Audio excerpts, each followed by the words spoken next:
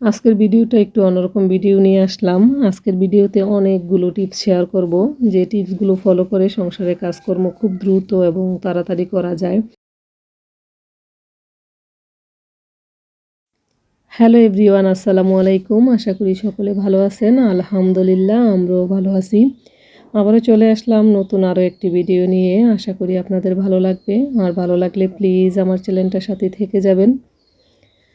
এটা হচ্ছে রমজানের আগের আমার একটু একটু করে ক্লিপ নেওয়া ভিডিও। তো আজকে হচ্ছে রমজানের আগে অনেক কাজ অলরেডি করে ফেলেছি। আমার আরও অনেকগুলো কাজ বাকি আছে। তো সেই কাজগুলো আমি আজকের ভিডিওতে শেয়ার করব।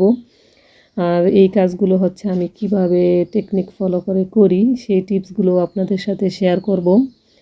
তো এই যে দেখেন, এখন হচ্ছে আমি বেডশিটটা চেঞ্জ করে নিলাম, কারণ এই বেডশিটটা অনেক দিন হয়ে গেছে, এখনও ক্লিন করা হয় নাই। আর এক সপ্তাহ হয়ে গেলে বেডশিট হচ্ছে ক্লিন না করলে আমার আর ভালো লাগে না। তো এই যে এখন হচ্ছে বেডশিটটা ক্লিন করে আমি আর একটা নতুন বেডশিট পেতে নিলাম। যেহেতু আর একদিন পরেই রোজা, তো রোজার মধ্যে কিন্তু এই বেডশিটগুলো ধোয়া অনেক কষ্ট হয়ে যায়। তো আজকে হচ্ছে একেবারে রাত হয়ে গেছে আমার এই বেডশিটগুলো ক্লিন করতে করতে। চিন্তা করলাম সব রুমের খাটের বেডশিটগুলো আজকেই ক্লিন করে দেই। আর আমার এই ভিডিওটা আপলোড দিতে দিতে কিন্তু মানে রোজা রোজা পড়ে যাবে আর কি। হয়তো বা রোজার সময় আপলোড করা হবে, তো এখনও এই জন্য আর কি এডিট করা হয় নাই। তো হয়তো বা খুব সম্ভবত প্রথম রোজাই আর কি ভিডিওটা আপলোড দেওয়া হবে। এই যে কথা বলতে বলতে আমি বেডশিটটা সম্পূর্ণ, আর আজকে কিন্তু আমি রুম টুম সব কিছু ক্লিন করে ফেলছি, আর বেডশিটটাও সুন্দর করে বিছিয়ে নিলাম, এই যে দেখেন। আর এখন তারপরে হচ্ছে আমি কিন্তু এই বেডশিট ক্লিন করার আগেই চুলায় গরম পানি বসাইছি। গরম পানি বসিয়ে তারপর হচ্ছে আমি অনেকগুলো কাপড়ও ভিজিয়ে রাখছি। কাপড় ভিজিয়ে তারপর হচ্ছে অন্যান্য কাজগুলো করি। আর কাপড় টাপড় ভিজিয়ে অন্যান্য কাজ করতে করতে কিন্তু এই কাপড়গুলো কিন্তু সম্পূর্ণ সুন্দর করে ভিজে যায়, তখন কিন্তু ধোয়ার সময় কিন্তু ময়লাটা তাড়াতাড়ি উঠে যায়। তো আমি সব সময় হচ্ছে ঘরের অন্যান্য কাজকর্ম করার আগে কিন্তু কাপড়গুলো, যদি কাপড় আমার ওয়াশ করার থাকে তাহলে হচ্ছে আমি আগে কাপড় ক্লিন করার জন্য গরম পানি করি, তারপর হচ্ছে কাপড়গুলো দেখেন ওয়াশ করতেছি। এই যে আমি হচ্ছে কাপড়ের 2-1 ঘন্টা আগে ভিজিয়ে তারপরে হচ্ছে ওয়াশ করি। দেখেন কি পরিমাণ ময়লা আমার কাপড় থেকে বের হচ্ছে। আমার হচ্ছে কাপড় ধোয়ার কাজটা হচ্ছে আমার সবচাইতে বেশি কষ্টের মনে হয়, যেহেতু আমার হাতে একটু প্রবলেম আছে, এই জন্য হচ্ছে কাপড় দিতে কষ্ট হয়ে যায়। আর গরম পানি দিয়ে হচ্ছে কাপড় ওয়াশ করলে দেখেন, গরম পানি মানে যতটুকু হাতে সহ্য হয় এরকম কুসুম গরম পানি দিয়ে আমি সব সময় কাপড় মানে ভিজাই, তাহলে হচ্ছে ধোয়ার সময় কষ্টটা কম হয়। এটা আমার ভাষ্য মতে আর কি। এই যে দেখেন প্রচুর ময়লা কাপড়ে, আর আমি কিন্তু 2 ঘন্টা আগে ভিজিয়েছি, একেবারে ময়লাগুলো সবগুলাই উঠে গেছে। তো আমি সব সময় এভাবেই করি। এটাও কিন্তু একটা টিপস, যে কাপড় টাপড় ঘরের কাজকর্ম করার আগেই কাপড়গুলো ভিজিয়ে রাখলে তারপরে ওয়াশ করলে আর কি তাড়াতাড়ি হয়ে যায়।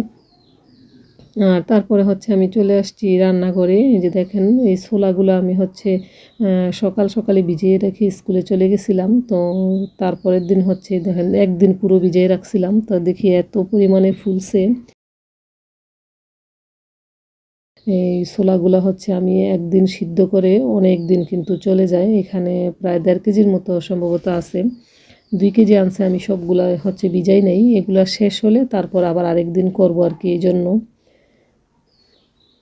আর আমি হচ্ছে এই ছোলা হচ্ছে আগে কিন্তু এগুলা পরিষ্কার করে ভালো করে ধুয়ে তারপরে ভিজাইছি। তো এখন হচ্ছে আবার একটু ভালো করে ক্লিন করে নিব।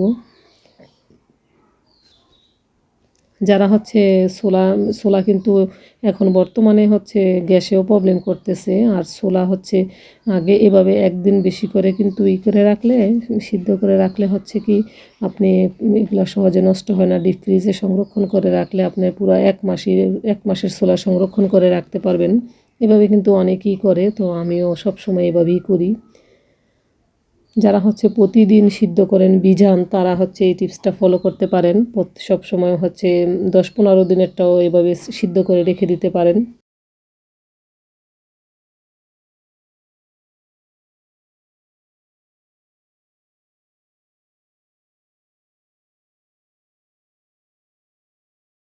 আরেকটা টিপস হচ্ছে যে আমি হচ্ছে ছোলাটা সবসময় প্রেসার কুকারে করি, সিদ্ধ করি, আর একটু গরম পানি দিয়ে বসাই দিছি যাতে আমার খুব দ্রুত হয়ে যায়।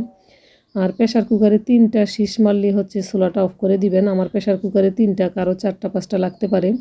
মানে আধা ঘন্টার মধ্যে আপনার ছোলা কমপ্লিট। এভাবে দেখা যায় ঘন্টার পর ঘন্টা চুলায় বসায় রাখতে হয়, খুবই বিরক্তিকর, পুড়ে যায় এরকমও হয়।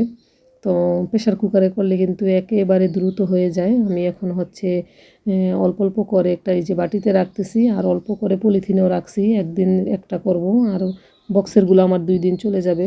এরকমভাবে আমি ভাগ করে তারপরে হচ্ছে প্রত্যেক বছরই এভাবে রেখে দিই। ভিডিওটা দেখতে দেখতে ভিডিওর কোনো অংশ যদি ভালো লেগে যায়, প্লিজ আমার চ্যানেলটা সাবস্ক্রাইব করে লাইক কমেন্ট করে আমার পাশেই থাকবেন। আর এই যে একই দিন আমি অনেকগুলো কাজ করছি, ফ্রিজটাও আজকে ক্লিন করছি। ফ্রিজে বেশি জিনিসপত্র নাই, চিন্তা করলাম ক্লিন করে ফেলি, কারণ রোজার মাছ টাছ কিনা হয় না, এগুলা কিনলে হচ্ছে আমার আরও ফ্রিজ জ্যাম হয়ে যাবে, তখন আর ক্লিন করা হবে না। তো এখন ক্লিন করলাম, ঈদের আগে আর ক্লিন করব না। অল্প জিনিস থাকলে ক্লিন করতেও সুবিধা হয়ে যায়। আর আরেকটা টিপস শেয়ার করব, দেখেন এগুলো হচ্ছে সিমের বিচি। এই বিচিগুলো হচ্ছে আমার খুবই পছন্দ, এগুলা হচ্ছে প্রতি বছরই আমি কিনি, তো এবারও হচ্ছে অল্প করে নিয়ে আসছে।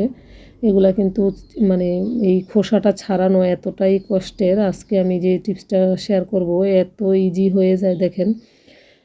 একবার হচ্ছে আমি অনেকগুলো সিমের বিচি একসাথে কেনার পরে এগুলো হচ্ছে রাতে টিভি দেখতাম আর বসে বসে আমি হচ্ছে মানে পরিষ্কার করতাম, তো আমার হাতের নখ পুরো ব্যথা হয়ে অবস্থা খারাপ হয়ে গেছিলো।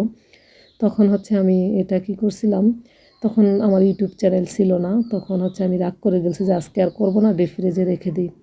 ডিপ ফ্রিজে রেখে দিছিলাম, তখন আমি জানতামই না যে ডিপ ফ্রিজে রাখার পরে যে এত সহজে এগুলো তোলা যাবে। দেখেন ডিপ ফ্রিজে রাখার পর এই খোসাটা একেবারে নরম হয়ে যায়, আর খুব দ্রুত এগুলা পরিষ্কার করে নেওয়া যায় আর কি। দেখেন আমি এক হাতে ক্যামেরা আর এক হাতে যে পরিষ্কার করতেছি, এত ইজিলি হয়ে যাচ্ছে। তো যারা হচ্ছে এই সিমের বিচি পছন্দ করেন, কিনে এনে সাথে সাথে ফ্রিজে রেখে দিবেন, 2-1 দিন পরে ফ্রিজ থেকে নামিয়ে একেবারে 1 ঘন্টার কাজ আপনি 20-30 মিনিটই করে নিতে পারবেন এরকম। তা আমি আজকে হচ্ছে এই সিমের বিচিগুলো খুব দ্রুত ক্লিন করে ফেলছি। এই যে দেখেন আমার ক্লিন করা শেষ। তো আজকের ভিডিওটা কেমন লাগলো জানাবেন সবাই কমেন্টে। আসসালামু আলাইকুম, আল্লাহ হাফেজ।